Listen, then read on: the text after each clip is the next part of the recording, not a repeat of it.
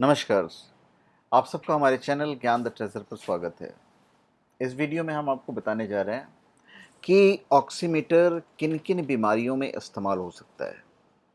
ये ऑक्सीमीटर यहाँ पे उंगली डाली जाती है और जब आप यहाँ पे अपनी उंगली को डालते हैं तो यहाँ पे आपको ये पता चल जाता है कि भाई आपका ऑक्सीजन लेवल क्या है। जैसे यहाँ पे 98 हमारा ऑक्सीजन लेवल है। जैसे आप देखेंगे तो 98 हमारा ऑक्सीजन लेवल है। तो किन किन बीमारियों में इसकी ज़रूरत पड़ती है। अब ये जो ऑक्सीमीटर है, पल्स ऑक्सीमीटर, एक छोटी सी डिवाइस होती है जो मरीज की उंगली में फिट की जाती है। इसे मरीज की नब्ज और खून में ऑक्सीजन का मात्रा का पता चलता है और आमतौर पर इसका इस्तेमाल सर्जरी के बाद मरीज को मॉनिटर करने में होता है। सांस की बीमारियों से जूझ रहे मरीज भी इसे घर में रखते हैं। पल्स ऑक्सीमीटर का डेटा ये बताता है कि मरीज को अतिरिक्त ऑक्सीजन की ज़रूरत है या नहीं। इन दिनों तो कोरोना के संक्रमित लोगों को अपने घर में ऑक्सीमीटर रखने की सलाह दी जा रही है और ऐसे भी अभी ये थोड़ा सा लंबा ही चलने का उम्मीद है। तो पल्स ऑक्सीमीटर का इस्तेमाल ब्लड में ऑक्सीजन का स्तर मापने के लिए किया जाता है। कोरोना काल में इसके इस्तेमाल पर काफ़ी जोर दिया जा रहा है ताकि मरीज का सही समय पर इलाज हो सके। अब ऑक्सीमीटर का इस्तेमाल कोरोना के मरीजों के अलावा लंग्स की बीमारी से जूझ रहे मरीजों पर भी किया जाता है, लेकिन इन दिनों ऑक्सीमीटर का इस्तेमाल अधिक बढ़ा है।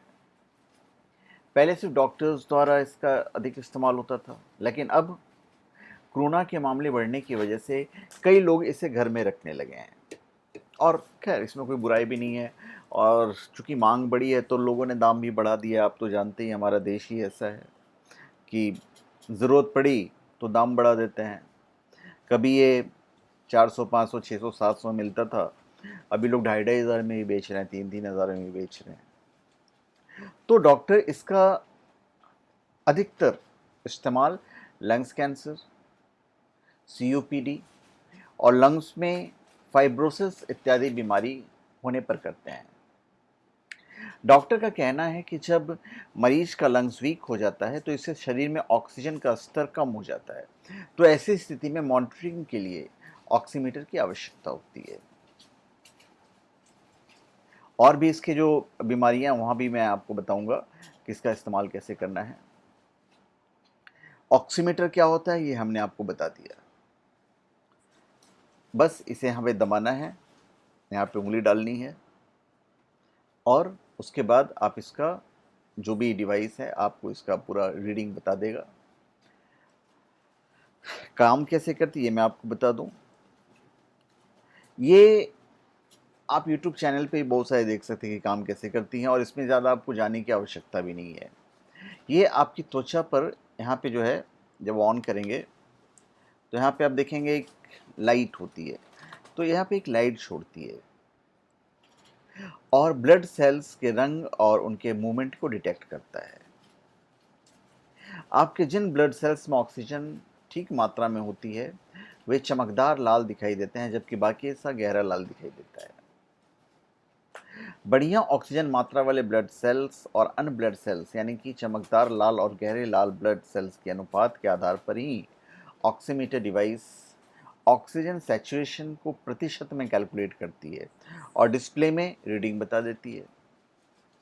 अगर डिवाइस 96% तक रीडिंग दे रही है तो इसका मतलब है कि महज 4% रक्त कोशिकाओं में ऑक्सीजन नहीं है। तो इस डिवाइस के जरिए मरीज की ब्लड लेने की ज़रूरत भी नहीं पड़ती है।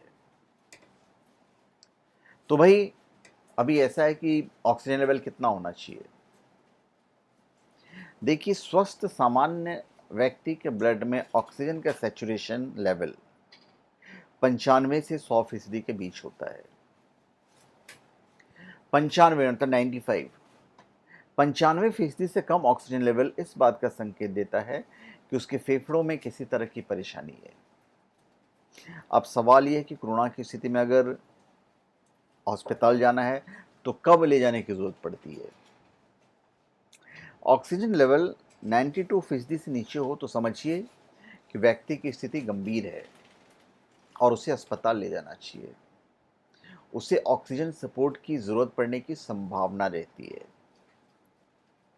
पर इसका जो करेक्ट उपाय है, ये आपको डॉक्टर्स ही बता सकते हैं।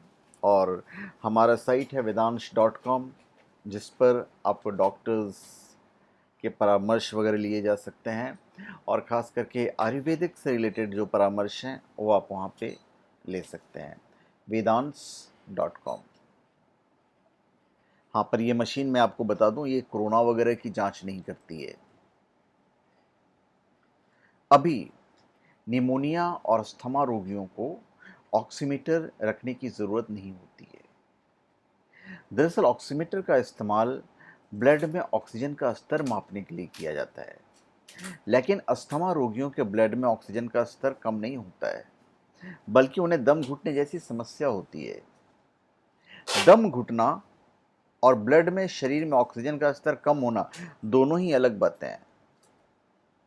निमोनिया और अस्थमा रोगियों को ऑक्सीमीटर घर में रखने की आवश्यकता नहीं होती है। तो भाई इसका इस्तेमाल सबसे ज़्यादा कब होता है? ऑक्सीमीटर का सबसे ज़्यादा इस्तेमाल लंग्स सर्जरी के बाद किया जाता है, जब मरीज रिकवरी हो रहे होते हैं। तो 5 से 6 दिनों तक ऑक्सीमीटर से मरीज के शरीर का ऑक्सीजन जो मॉनिटर किया जाता है, और ये ऑक्सीजन मॉनिटर डॉक्टर्स के द्वारा होता है। अभी ऑक्सीजन लेवल कम होने का मतलब ये नहीं है कि आपको आज की डेट के हिसाब से कोरोना हो गया।